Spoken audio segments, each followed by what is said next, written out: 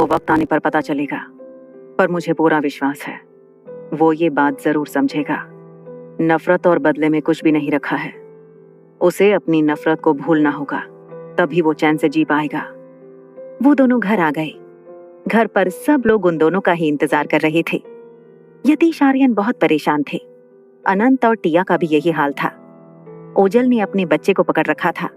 वो उन दोनों को देख रही थी। उसने कहा, इतना भी क्या परेशान होना? मुझे समझ में नहीं आ रहा है। डैड भी परेशान है, कोका भी परेशान है, और अनंत भाभी आप भी परेशान हो।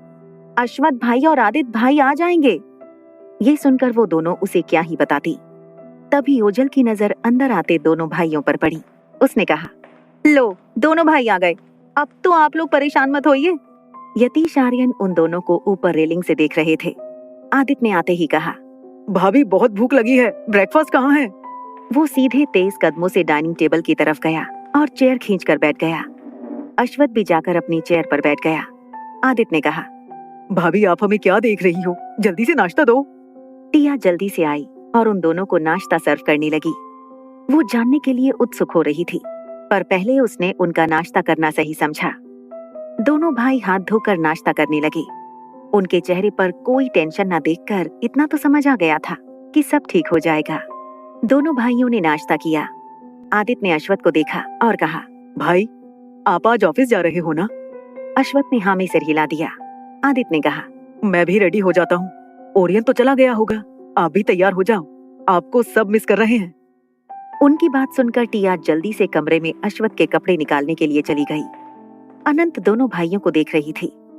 आदित्य उसके पास गया और उसके हाथ को पकड़कर खींच कर ले जाते हुए बोला, तुम हमेशा ऐसे क्यों देखती रहती हो? चलो मुझे तैयार होने में हेल्प करना। अनंत ने चलते हुए कहा, मैं तुम्हारी क्या हेल्प करूंगी? आदित्य ने कहा, मेरे लिए कपड़े सेलेक्ट करना, इतना भी नहीं कर सकती? अनंत ने कहा, ठीक है, मैं इससे ज्यादा भी कर सकती हूँ। वो उसके साथ चली गई। अश्वथ जब आया तो टिया ने उसके कपड़े निकालकर बेड पर रख दिए थे। इनफैक्ट उसका सारा सामान निकाल कर रख दिया था। वो उसकी मेडिसिन भी निकाल कर रख रही थी। अश्वथ ने कहा, तुम मुझे जाने से नहीं रोकोगी? टिया ने कहा, अब आप ऑफिस जाना चाहते हो तो कोई बड़ी बात ही होगी, वरना आदित्य इतनी आसानी से आपको चलने के लिए नहीं कहता। वैसे बात बनी? अश्वथ ने आकर उसे पीछे से अपनी बाहों में भर लिया और उसके कंधे पर अपनी चिन रखते हुए कहा, देखते हैं क्या होता है। मेरी बात चुपचाप तो सुन रहा था। उसे देखा, मिस्टर आर्यन की झलक नजर आती है। उनकी तरह ही आग का गोला है, पर उनका बेटा बहुत क्यूट है। अपनी माँ पर ही गया होगा। टिया ने कहा, उसका बेटा तो आपका भतीजा होगा, है ना? वैसे उसकी उम्र क्या है? अश्वथ ने कहा, शायद 5-6 साल का है। बच्चों के ही स्कूल में पढ़ता है, शायद उनकी ही क्लास में है। मुझे और आदित्य को जानता है। शायद वो उसे अपने मामा के भरोसे छोड़कर विदेश में ज्यादातर रहता होगा। टिया ने कहा, जब आप लोग उन्हें स्कूल ड्रॉप करने जाते हो तो उसने देखा होगा। अश्वथ ने कहा, यारा ने उसे पहले से ही अपने बर्थडे का इनविटेशन दे दिया है और उसने अपने पापा के बर्थडे का इनविटेशन हमें दिया है। टिया ने कहा, ये तो अच्छी बात है। अगर वो आएंगे तो हो सकता है सबके साथ घुल मिल जाए और उनका इरादा बदल जाए। अश्वथ ने कहा, तुम सही बोल रही हो। मैंने उसके बेटे को कहा है कि वो अपने पापा को लेकर आए। ये कहकर उसने उसकी गर्दन पर अपने होंठ रखे। टिया ने कहा, मुझे भी लगता है वो अपना इरादा बदल देगा। एक काम करते हैं, जैसे आपने रयान को फैमिली में एक्सेप्ट किया, उसे भी कर लीजिए। अश्वथ ने कहा, मुझे उसे अपनाने में कोई हर्ज नहीं है, पर वो क्या चाहता है ये भी जरूरी है। मैं नहीं चाहता कि वो अच्छाई का चोला ओढ़कर आए और सबको नुकसान पहुंचाए। उसके दिल में क्या है ये जानना जरूरी है।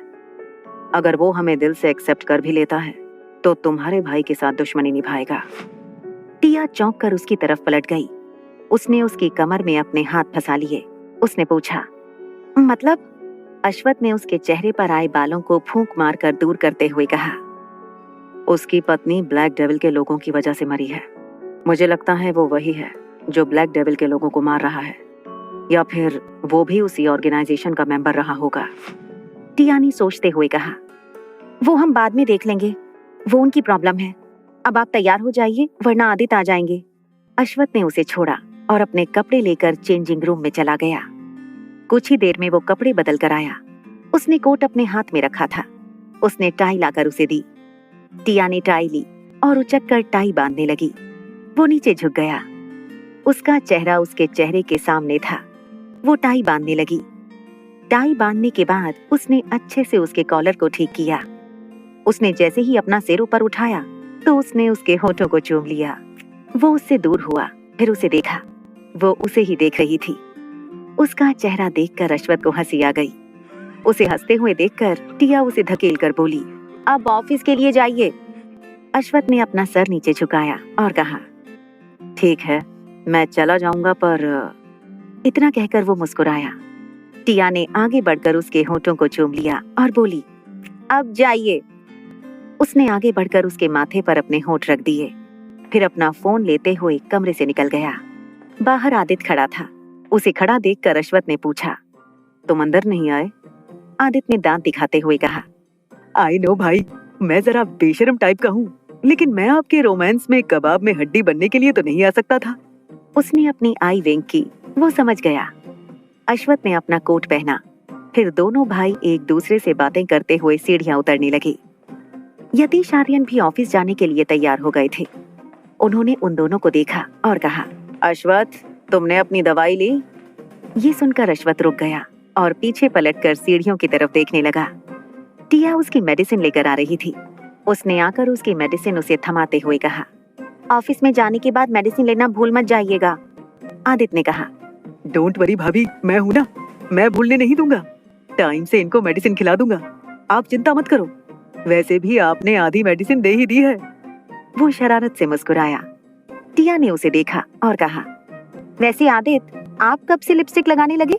ये सुनकर आदित्य ने जल्दी से अपने होठ पर हाथ रखा और रगड़ दिया। उसकी हरकत पर यतीश आर्यन और अश्वथ हंस दिए। आदित्य टिया को देखते हुए बोला, भाभी, आप तो हमेशा मेरी साइड रहती हो ना, फिर आज आप मुझे अकेला कर रही हो। टिया ने कहा, मैंने तो बस आपके होठ लाल देखकर पूछा। आदित्य ने अपने भाई और चाचा को देखा, फिर वो बोला, आप लोगों को इतना हंसने की जरूरत नहीं है। यतीश आर्यन ने कहा, अब तुम लोग ऑफिस के लिए चलो। फिर वो तीनों दरवाजे की तरफ बढ़ गए। तीनों बाहर आए। उनकी कार गार्डियंस आर्यन पैलेस के अंडरग्राउंड बेसमेंट से लेकर आए। आदित्य अश्वथ के साथ कार में बैठ गया। यतीश आर्यन अपनी कार में बैठकर वहां से निकल गए। उसके बाद उनकी कार भी निकल गई। बच्चे गार्डन में बैठे हुए खेल रहे थे। वो उन्हें ही जाते हुए देख रहे थे। रियो ने आजाद को अपनी गोद में बैठा रखा था। आजाद ने अपने हाथ में खिलौना पकड़ रखा था। वहीं अयान यारा के साथ घर बना रहा था। उधर इंद्रनील अपने घर में बैठा अश्वथ और आदित्य की बातों के बारे में ही सोच रहा था। आर्यमन उसके पास ही बैठा खेल रहा था। उसने अपने बेटे को देखा, फिर मन ही मन कुछ फैसला किया। उसने फैसला ले लिया था कि उसे क्या करना है। देखते ही देखते वक्त निकल गया और 2 महीने बीत गए। इंद्रनील ने अपना इरादा बदल लिया था। उसने अपने बेटे के लिए अपना इरादा बदला था। अश्वथ टिया को 2 हफ्ते के लिए बैंकॉक लेकर गया था। उनके ना होने पर टिया और यारा ने घर में 2 हफ्तों तक खूब मस्ती की और उधम मचाई। उन्होंने आदित्य की नाक में दम कर दिया था। ओशमी ने एक बेटे को जन्म दिया था जो बिल्कुल ओरमन पर गया था। ओजल का बेबी 2 महीने का हो गया था। आज रियो और यारा का बर्थडे था। पूरे आर्यन पैलेस को सजाया गया था।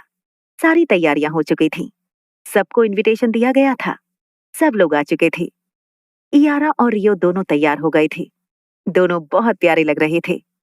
दोनों ने एक ही रंग के कपड़े पहन रखे थे। यारा ने ब्लू कलर का फ्रॉक पहन रखा था और अपने बालों में क्राउन पहन रखा था। वहीं रियो ने ब्लू कलर का कोट और पैंट पहन रखा था। इंद्रनील भी आर्यमन और अभिलाषा को लेकर आया था। ओरियन, यतीश आर्यन, आदित्य, अश्वथ, टिया और अनंत के अलावा उसे कोई नहीं जानता था। उसे सब लोग आर्यमन के पापा के रूप में ही जान रहे थे। सब बच्चे खेलने में लगे हुए थे। अयान भी उनके साथ शामिल होकर भाग भाग कर खेल रहा था। अभ्रम ने कहा, केक भी आ गया, लेकिन जिनका बर्थडे है उनके मम्मी पापा कहाँ हैं? इनफैक्ट उनके चाचा चाची भी दिखाई नहीं दे रहे हैं। मिराज ने कहा, उन्होंने इतनी तैयारी की है लेकिन खुद तैयार होना भूल गए थे। रेडी हो रहे होंगे। निया ने वहां आकर कहा, मैं उन्हें देखने जाऊं? मिराज ने झट से उसे पकड़ लिया और कहा, अरे वो लोग छोटे बच्चे नहीं हैं, आ जाएंगे। निया ने उसे देखते हुए कहा, अरे मैं बस देखने के लिए। तभी अभ्रम ने कहा, लो, उनके चाचा चाची आ गए। आदित्य ने अजात को अपनी गोद में पकड़ रखा था। दोनों ने सेम कलर के कपड़े पहन रखे थे। दोनों ने स्काई ब्लू कलर के कपड़े पहन रखे थे। दोनों नीचे आए। पूरा हॉल खचाखच भरा हुआ था। उन्होंने बस अपने क्लोज फ्रेंड्स और इयारा और रियो के क्लासमेट्स और उनके पेरेंट्स को ही बुलाया था। ओरमन ने वहां आते हुए कहा, तुम तो आ गए हो, लेकिन अश्वत कहाँ है? भाई आज उनके बच्चों का बर्थडे है। आदित्य ने कहा। उन्हें पता है, वो आ जाएंगे। फिर उनकी नजर विक्टर पर पड़ी, जिसने फिर से सफेद रंग के कपड़े पहन रखे थे और खाने में लगा हुआ था। आदित्य ने कहा, इस सफेद भूत को सफेद रंग से कुछ ज्यादा ही प्यार है। सब लोग कलरफुल बने हुए हैं और ये सफेद संगमरमर की तरह चमक रहा है। ओरियन ने वहां आते हुए कहा, हाँ तो वही इस पूरी पार्टी में अलग दिखाई दे रहा है। सबसे ज्यादा तो वही चमक रहा है। वो लोग बातें कर ही रहे थे कि तभी आनंद फैमिली भी वहां पहुंच गई। अविन सीधे भागकर बच्चों के पास खेलने के लिए चला गया। Mister and missus Anand mister and missus Malik की तरफ बढ़ गए, जिनके साथ हृदय अग्रवाल और मिसेज अग्रवाल थी। युवान उनके पास आया और बोला, यहाँ पर क्या बातें हो रही हैं? अभ्रम ने कहा, हम लोग अश्वत का इंतजार कर रहे हैं, लेकिन वो अभी तक आया ही नहीं है। केक काटने का भी टाइम हो गया है।